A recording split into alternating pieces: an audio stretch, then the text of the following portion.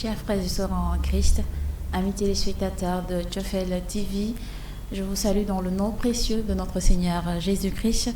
Bonjour et bienvenue dans cette émission. Je suis ravie encore aujourd'hui de vous retrouver et j'ai le plaisir, j'ai le privilège, j'ai la joie de m'entretenir aujourd'hui avec le père fondateur de la communauté mère du Divin Amour, notre papa Clément Akobé. Nous vous parlions de sa venue depuis quelques jours. Et bien, il est bien arrivé au Sénégal. Il est là avec nous sur ce plateau. Papa, bonjour. Bonjour. Merci d'être avec nous et bienvenue chez nous. Merci. Alors, nous allons parler de la communauté mère du Divin Amour de façon générale. Et pour commencer, je vais vous demander ce qui vous a inspiré à créer cette grande communauté, cette communauté internationale dont la maison générale ici est en Côte d'Ivoire. D'abord, je dis merci au Seigneur et généralement, quand on me pose cette question, je dis c'est simplement un désir de Dieu, voilà, parce que le Seigneur qui lui-même nous attire à lui. Et donc, voilà, j'ai été attiré par le Seigneur. Donc, il y a eu une conversion bouleversante. Et je commence à témoigner. Donc, d'autres jeunes sont venus, voilà. Et ensemble, ils ne sont pas venus pour monsieur, hein. Ils sont venus parce qu'ils avaient tous aussi un amour fou pour Jésus. Et voilà, la communauté est une œuvre qui nous a tous surpris parce que nous, c'était ce qui est intéressant. Et jusqu'aujourd'hui, c'était pour porter la bonne nouvelle de Jésus-Christ. Et progressivement, elle s'est structurée. Donc, c'est vraiment le désir de Dieu, pour répondre à votre question, c'est le désir de Dieu, c'est vivre pleinement Dieu, c'est vivre Dieu. Voilà ce qui nous a attirés et qui a tiré les uns les autres vers Jésus. Et aujourd'hui, c'est une communauté qui est partout dans le monde. Et quelle est sa mission? Oui, d'abord, on parle toujours de sa vocation d'abord. Et sa vocation, c'est être amour au cœur de l'Église du monde. C'est-à-dire quoi? Et nous nous sommes rendus compte avec la petite Thérèse que l'amour était la plus grande vocation. Et donc ma rencontre avec la petite Thérèse, c'est une histoire que je ne peux pas déballer, sinon nous aurons des heures et des heures. Mais ce qu'il faut comprendre, c'est que Thérèse, elle a voulu être une grande mystique et tout cela. Elle a vu que son histoire personnelle... Alors, elle s'est rendue compte que c'est par l'amour qu'on vit tous les charismes. Voilà, elle a aimé. Donc, elle était présente vraiment dans l'amour de l'Église et l'amour de ses sœurs dans le Carmel. Et nous avons ajouté du monde, puisque au cœur de la communauté, il y a des consacrés, voilà, et puis aussi des personnes laïques qui œuvrent partout dans le monde. Parce que Jésus nous dit que nous sommes dans le monde, mais nous ne sommes pas du monde, mais nous sommes quand même dans le monde. Et donc, notre spiritualité est mariale. Et alors, la conjugaison de notre spiritualité, forte spiritualité mariale, et aussi de l'application du vécu de notre vocation, nous a fait comprendre qu'il y a 3 grâces qui se manifestent au sein de notre communauté. C'est-à-dire, il y a la contemplation, puisque la communauté, pendant 2 années, c'était que la prière. Ensuite, après 2 années, c'était l'évangélisation. Et nous nous sommes rendus compte qu'il y a le développement intégral. Donc voici, présenté comme ça, le charisme, en même temps la vocation de la spiritualité de la communauté. Alors, quels sont les états de vie et les différents apostolats qui sont sous la coupole de la communauté? Oui, d'abord, la communauté est un groupe homogène, je le dirais. Un groupe homogène qui, au fur de son histoire, a développé des missions spécifiques, c'est-à-dire en direction de certaines personnes, ce qu'on appelle des cibles. Et alors, plusieurs apostolats sont nés. Donc, les apostolats qui naissent répondent toujours à une mission précise, voilà, de la communauté et jaillissent du charisme de la communauté. Par exemple, un apostolat ne naît pas comme ça. Un apostolat, c'est un frère qui porte une grâce et qui est discerné, Et ensuite, on voit que cette grâce, elle va dans la ligne directe de la vision et de l'intuition. Alors, on regarde après les fruits et on aide ce frère ou cette sœur à lancer. Et aussi, il y a des branches. Vous voyez, ça a commencé par un groupe de laïcs, célibataires et d'autres mariés. D'abord célibataires, ensuite des personnes qui sont mariées, d'autres aussi qui ont senti la vie religieuse, la vie consacrée au sacerdoce. Donc, Aujourd'hui, on y trouve dans la communauté principalement des grandes branches, c'est-à-dire des personnes laïques non mariées, et des personnes aussi consacrées mais laïques, et des religieux et des religieuses. Dans les religieux, certains deviennent prêtres. Voilà. Donc, et tout cela, c'est un groupe homogène. Ouais. C'est pas des branches séparées, c'est comme un tronc. Et donc la communauté a poussé. Hein. Il y a des branches. Voilà. Les branches, c'est la même sève qui circule. Donc c'est la même vocation, c'est la même spiritualité. Ce sont les trois grâces à vivre ensemble. Alors, quelle est la signification des couleurs de votre tenue communautaire, le violet blanc et la croix également que vous portez? D'accord. Le violet, comme vous le voyez, c'est une couleur liturgique dans l'Église catholique. On porte le violet pendant le temps de l'Avent. Voilà. Pourquoi on porte le violet pendant le temps de l'Avent?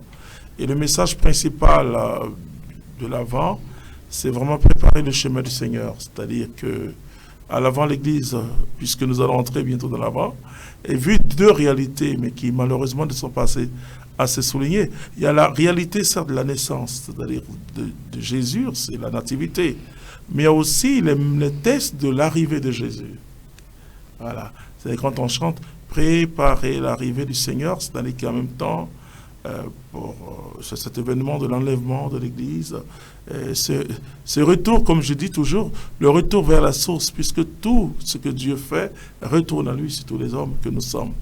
Et donc, c'est un temps de conversion. Le message central, c'est de préparer le chemin du Seigneur dans la conversion.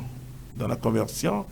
Et c'est ce qui fait que c'est un temps assez fort de conversion pour accueillir l'enfant Jésus. Mais en même temps, c'est ce que les théologiens parlent du déjà et le pas encore. Ça se vit pendant le temps de l'Avent. Et alors la couleur qui vient, c'est le violet. Et vous verrez que le violet entre dans des moments de joie, tels que la naissance, avant la naissance de Jésus, cette préparation remplie d'espérance, traversée par l'espérance.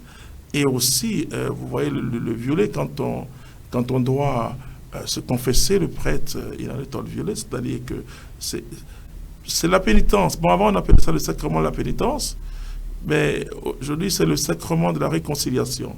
Dans le sens où je veux donc, c'est toujours la conversion, c'est toujours l'appel vers Dieu, et aussi, quand il y a la messe de Requiem, c'est l'entrée. C'est tout le cheminement, c'est l'aboutissement du cheminement. Et en même temps, l'Église prie pour toujours cette purification de l'âme vers le ciel. Donc vous comprenez que c'est d'abord la conversion. On le voit aussi dans le temps de carême. Et le carême, comme je l'aime dire, c'est pas un temps de deuil pour les chrétiens. Et le carême est éclairé par la résurrection de Jésus. Voilà. Dès qu'on entre dans le carême, c'est-à-dire qu'on suit Jésus n'est pas, mais la conversion, c'est-à-dire c'est vraiment toujours un temps de pénitence et de conversion. Donc c'est ça. Et le violet nous a été révélé, j'en parle de détail, par le Seigneur. C'est après que nous on a compris et que tout ce qu'on va vivre, on doit le vivre dans une grande conversion, dans une grande pénitence, dans un grand exercice spirituel en vue de la sanctification. Parce que sans sanctification, nul ne verra Dieu. Voilà. Et donc, et le blanc, bien sûr, c'est toute cette joie pascale. Voilà. C'est cette joie aussi de la naissance de Jésus. Donc, ça veut dire que, et si nous souffrons avec lui nous régnerons. Voici le sens. C'est-à-dire que donc, ça pousse les membres de la communauté vers la pénitence, et la pénitence en vue de la conversion. Voilà. Et la croix? Voilà, la croix, oui, la croix, on voit toujours cette croix. Marie et beaucoup nous disent, mais pourquoi on ne voit pas Jésus sur la croix? Mais ce qu'on oublie, c'est que Marie était à la croix.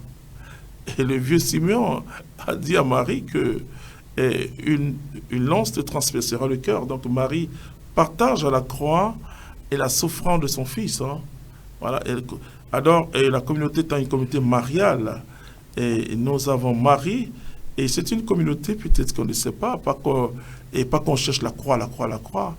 Et nous voyons la souffrance, comme le dit l'apôtre Paul, une transformation. La souffrance apporte une transformation comme si nous sommes dans une attente. Voilà, c'est-à-dire nous gémissons dans une attente.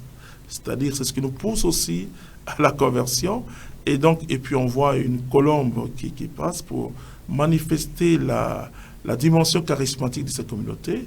Et la croix, comme on le dit, hein, la croix, c'est pour nous, c'est pour ça le mystère, quand on parle du mystère pascal, c'est la mort et la résurrection. Nous disons que la vie chrétienne, c'est-à-dire que c'est le même, la gloire et la croix sont une même pièce, c'est-à-dire deux faces d'une même pièce. Hein. Selon Saint Jean, Jésus est glorifié à la croix. Donc la communauté, nous ne fuyons pas la croix, nous ne la cherchons pas, nous ne cherchons pas les épreuves, mais nous ne fuyons pas. Toute notre histoire en dit long sur cette réalité de la croix qu'il faut aborder. Et qui est un passage de brisement. C'est un passage de mort, mais de brisement. Et le baptême chrétien, c'est la croix. C'est-à-dire nous sommes ensevelis, crucifiés. Bon, Paul dit, mais ensevelis avec le Christ pour rester en lui et par lui pour une vie nouvelle. Donc ce sont des symboles très, très, très significatifs de la communauté pour en même temps manifester notre existence en tant que communauté au cœur de l'Église. Papa, faites-nous un témoignage de votre vie. Parlez-nous de votre conversion. Comment le Seigneur a réussi à vous toucher jusqu'à devenir aujourd'hui le père fondateur de la communauté Mère du Divin Amour. Il y a quelqu'un à côté de moi qui peut aussi vous répondre à ce genre de questions parce que moi, comme je l'ai dit, la conversion, elle reste permanente. C'est vrai, ça a été bouleversant, je le dirais, fracassant même au cœur de la Côte d'Ivoire et du renouveau charismatique en particulier. C'est-à-dire, c'était en 19 janvier 89. Je t'ai parlé dans ce groupe. En fait de compte, c'était une petite fraternité du renouveau charismatique, ce qu'on appelle les fraternités des quartiers. Parce que comme le grand groupe, c'était à Saint-Jean-de-Cocody, mais dans un tout petit village à Abidjan, c'est-à-dire que près d'Abidjan, enfin Abidjan je le dirais parce que Blocos est totalement noyé dans la capitale, et c'est là-bas, un groupe de 15 personnes, où je n'ai pas entendu une prophétie, je n'ai pas entendu de prière en langue, c'est là que tout a commencé.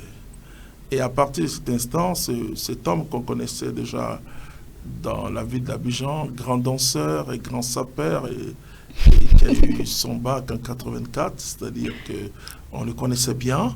Et la télévision ivoirienne a quelques images de Coco Disco. Et voilà qu'il est bouleversé par Jésus-Christ et il commence à témoigner. Vous comprenez? Et donc, c'est cette conversion qui a fait naître ce que aujourd'hui on appelle communauté Mère du Divin Amour. C'est-à-dire, c'est pour cela que pour nous, on dit tout a commencé. Voilà, tout a commencé un 29 janvier. Parce que là, déjà, il y avait déjà ceux qui sont aujourd'hui membres de la communauté. Dans ce groupe, il y avait Charlotte Anassé, il y avait Guy Coutouan, etc. Bon, moi, j'étais le nouveau venu. Et voilà comment et les choses sont allées. Alors, on ne pouvait plus se séparer tous les jours, puisqu'ils étaient émerveillés par ce que Dieu faisait. Ma pauvre personne, des paroles, des connaissances. Et ça prit comme ça, on disait. Et celui qui s'appelle Clément Kobé était touché par le Seigneur. Mes amis du quartier, bon, ils ne croyaient pas, ils se disaient 3 mois après, on verra. Et aujourd'hui, ça fait presque 34 ans. Voilà. Amen. Amen.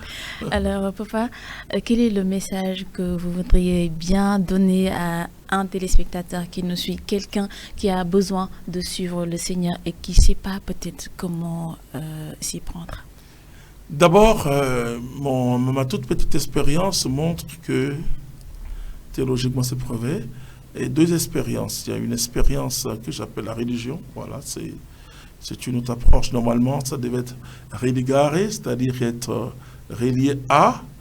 Mais aujourd'hui, la religion est présentée comme des pratiques. Moi, j'étais choriste, donc ça me faisait bien de chanter, surtout de manger, de boire avec les prêtres, parfois les évêques. Et pour moi, voilà, quoi. Quand on parle de gens bien, je me citais aussi puisque je chante dans une chorale. Et je ne dis pas que tous étaient comme moi. Dieu peut toucher quelqu'un à travers le chant, et ça existe. Mais moi, j'étais vraiment hors du Seigneur. Alors je peux te dire, mon frère, ma soeur, que la conversion n'est pas forcément des pratiques, c'est déjà une bonne chose.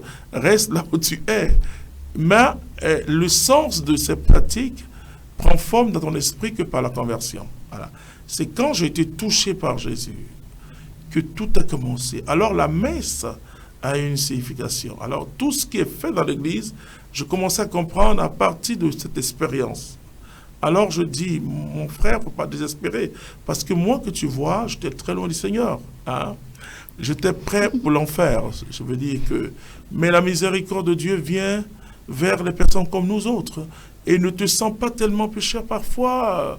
On sent tellement pécheur qu'on se dit, bon, est-ce que nous, le Seigneur nous aime? Il est venu pour moi et pour toi. Hein? Moi qui te parle, j'ai vu ce que Dieu est capable de faire. Comment Dieu peut transformer. Ne te dis pas que tu ne peux pas. Moi, je buvais beaucoup. Je fumais 5 paquets de cigarettes par jour. J'avais une vie de débauche. Vraiment, hein? Voilà, vraiment débauche, voilà. Et voilà que le Seigneur m'a transformé. Et bientôt 34 ans que je parcours le monde entier. Alors, ce que Jésus appelle à lui et à sa mission, ce n'est pas des gens juste prêts pour le ciel. Même s'il y a une espérance du ciel. Mais ce sont des gens, voilà, comme moi, comme toi, voilà. Des gens qui se disent très loin parfois même de l'église, très loin de la foi, parce que bon, tu es dessus, et tu dis il y a quelque chose qui ne va pas, et tu te dis, bon, tout ça, ça te fatigue. Alors je te dis, viens à Jésus. Viens à Jésus, ouvre ton cœur simplement, tu l'invoques. Oui, tu n'as pas besoin de livre, tu invoques, tu n'as pas besoin même que quelqu'un prie pour toi. Dis-lui, Seigneur, je t'aime, je veux une expérience. Je sais que tu existes, mais je ne te connais pas. Voilà. Et Jésus, viens dans mon cœur. Et sois mon sauveur et sois mon Seigneur, et tu verras la transformation. Alors tu pourras chanter toi aussi, tu pourras prêcher toi aussi, dire au monde entier que Jésus est vivant. Amen. Amen. Viens à Jésus, le message est passé à toi de le mettre en pratique. Alors papa, vous avez la grâce d'aller partout dans le monde pour prêcher l'évangile. Oui. Aujourd'hui, dans ce monde où il y a beaucoup de péripéties, beaucoup de violences, de difficultés, quel est le véritable message à délivrer au peuple pour qu'il puisse revenir à l'essentiel, revenir à Christ? J'ai un prêtre ami jordanien qui est venu de la paroisse, il était curé de la paroisse Jeanne d'Arc de Tunis. Et je suis allé déjà prêcher là-bas. Alors il est venu un jour et on a voulu qu'il donne un enseignement. Alors il a parlé du problème. Et il a dit que le monde a un seul problème. Vous savez, quand les prédicateurs prêchent, tu te demandes, quel est le problème? Il dit, c'est le péché. C'est exactement ça. C'est-à-dire que le monde a un seul problème, c'est le péché. Et Jésus vient comme l'agneau de Dieu qui enlève les péchés du monde. Voilà. Alors, qu'est-ce que j'ai dit? Le monde est en train de transformer. Je dis que toute chose est en train de changer et surtout de devenir nouvelle.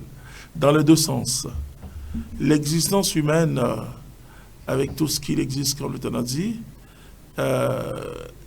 réduire à simplement peut-être une machine qu'il faut débrancher, on va débrancher et cette vie, et bien sûr avec la complicité de celui qui souffre. C'est-à-dire que c'est un monde où il y a une médecine sans douleur, il y a beaucoup de choses, donc la croix, il ne faut pas souffrir pour souffrir, ou ça cause un problème. Pour la petite histoire, Dieu... La souffrance en tant que telle n'est pas une valeur, mais la souffrance peut contribuer à une certaine sanctification. Donc pour le chrétien, et la souffrance n'est pas forcément un échec, mais c'est toujours un passage vers une gloire. Voilà. Alors, ça c'est ce monde aujourd'hui. Et deuxièmement, le monde aujourd'hui a changé profondément, et parce que l'argent a pris tellement de valeur que l'homme ne compte plus, bon, etc. Mais surtout, le monde aujourd'hui a perverti la liberté, c'est que, et désormais je peux choisir mon orientation sexuelle. Voilà, Ça y va de ma propre responsabilité. Donc, ce qui fait qu'il y a la montée de l'individualisme, puisque à partir du moment où, par exemple, dans notre culture africaine au Sénégal, l'individu appartient à une famille, voilà. Et aujourd'hui, on te dit non, et c'est pas ta famille qui doit te dire si tu dois faire telle chose, voilà. Et dans l'éducation des enfants aujourd'hui, c'est vrai qu'il faut respecter les enfants, mais déjà, on leur dit, on ne doit pas t'imposer une orientation sexuelle, voilà. Et comme je dis, je ne condamne pas ceux qui choisissent, mais j'interpelle le monde pour dire que ça montre qu'il y a un profond changement. Et ce profond changement montre qu'il y a une aspiration à une liberté. Voilà. Et que nos États africains, le monde entier doit prendre compte que l'homme d'aujourd'hui est un homme multipolaire, je le dirais. C'est-à-dire que il prend aussi, il est comme un homme satellitaire, c'est-à-dire qui voit toutes les cultures et qui s'adapte. Et donc, il y a un type d'homme et qui a besoin d'une liberté. Mais cette liberté, malheureusement, devient de plus en plus libertinage. Et ça, c'est important de le savoir et de le souligner. Et donc, alors, qu'est-ce qu'il faut apporter au monde aujourd'hui? Et moi, je dis que vous soyez musulman, que vous soyez, je ne sais pas moi, animiste même, nous devons revenir aux fondamentaux. Qu'est-ce que l'homme? Qui est l'homme?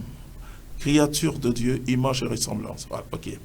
Et cet homme d'aujourd'hui, vu toute la technique, les réseaux sociaux, tout cela, et il n'est plus formé simplement dans une éducation sénégalaise.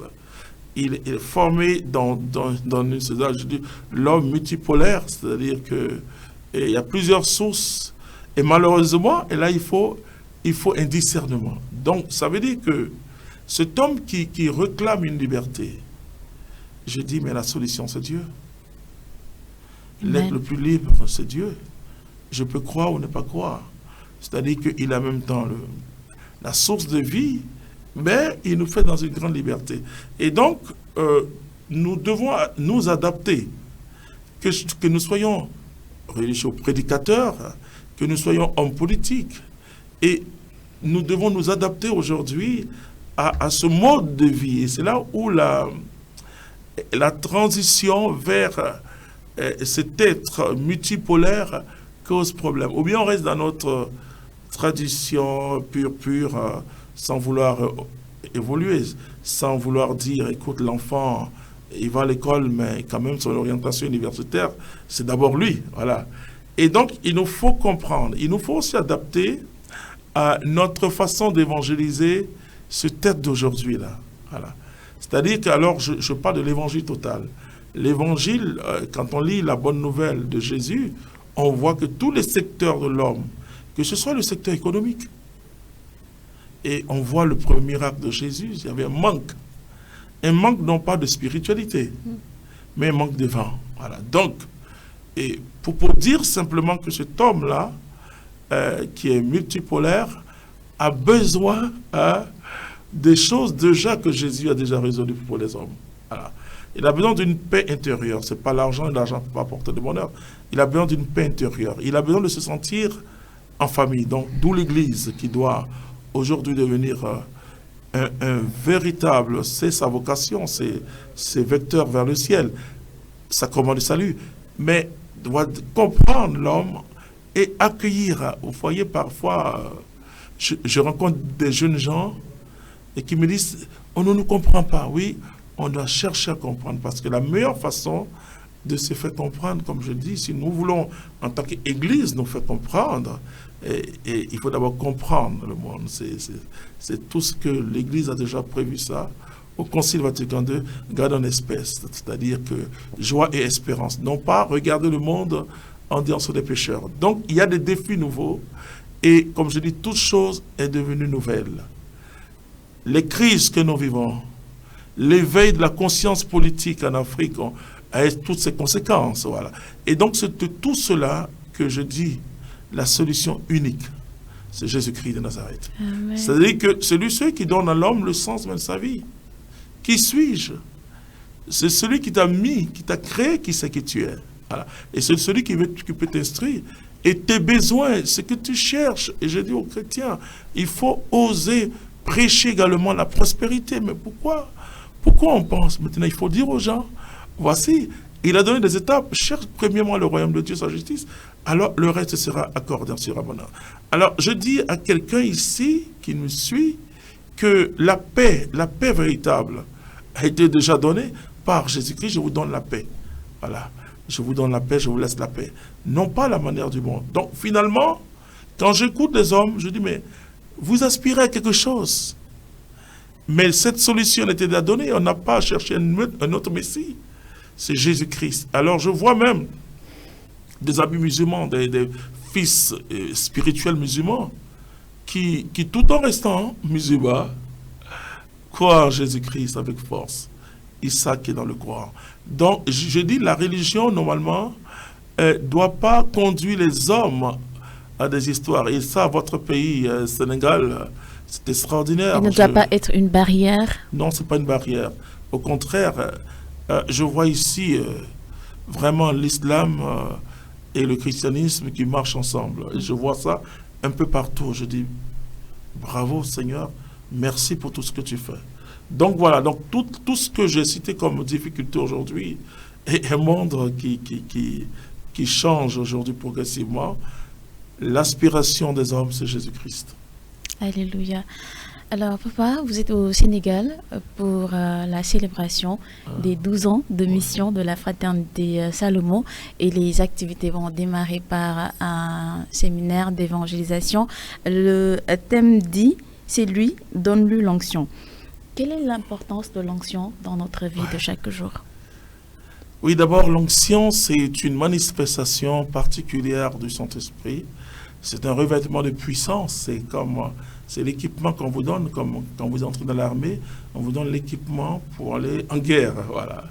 Mais nous, c'est l'équipement pour aller répandre l'amour de Dieu et résister dans le combat spirituel et remporter surtout la victoire dans le combat spirituel. Et donc, c'est vraiment Dieu qui dit au prophète Samuel, en parlant de David, David c'est le petit, donne-lui l'onction. Et nous savons à partir de cet instant, ce que David a fait, il a travaillé pour sa nation, puisqu'il allait renverser les Goliaths. Et nous avons besoin de recevoir l'onction pour renverser les Goliaths, et les limitations, tout ce qui nous empêche d'être épanouis, tout ce qui nous empêche même de développer nos nations, et les Goliaths modernes, nous devons les renverser. Alors le samedi, il y aura également le dîner de gala. Oui. Papa, qu'est-ce que vous promettez à ceux qui vont venir à ce dîner de gala? Oui, surtout le dîner qui prend le thème général. La bénédiction du Seigneur n'est suivie d'aucun chagrin. Voilà, c'est-à-dire que... Alors moi, je vous invite à ces deux temps. D'abord, ce vendredi, à partir de 19h jusqu'à 21h30.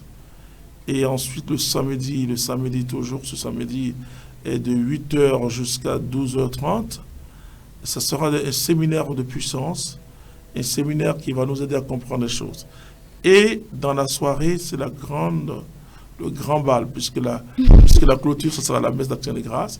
Et ça sera quelque chose de formidable. Alors, toi qui nous suis, je te demande humblement, ne rate pas ces deux temps. Viens parce que Jésus a quelque chose pour toi. Quelle que soit ta religion, viens et nous allons vivre ensemble vraiment cette joie de Jésus après 12 années d'existence de la Fraternité Chrétienne Salomon, parce que c'est la Fraternité Chrétienne Salomon qui a fait naître la communauté officiellement ici à Dakar. Donc viens et nous sommes tous là pour rendre grâce au Seigneur Jésus-Christ. Je rappelle que les tickets du séminaire sont vendus à 20 000 francs et ceux du dîner à 50 000 francs CFA. Papa, il y aura également un autre temps d'évangélisation le dimanche après-midi au Stadium Marius Ndiaye. Oui, c'est la proclamation de Jésus en tant que Seigneur.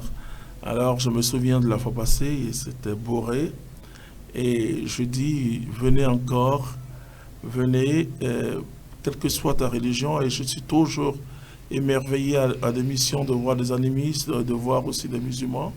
Et je dis que l'évangile de Jésus-Christ, la bonne nouvelle, voilà, cette personne, Jésus, c'est la bonne nouvelle même. Et la bonne nouvelle, c'est ce qui touche le cœur de l'homme.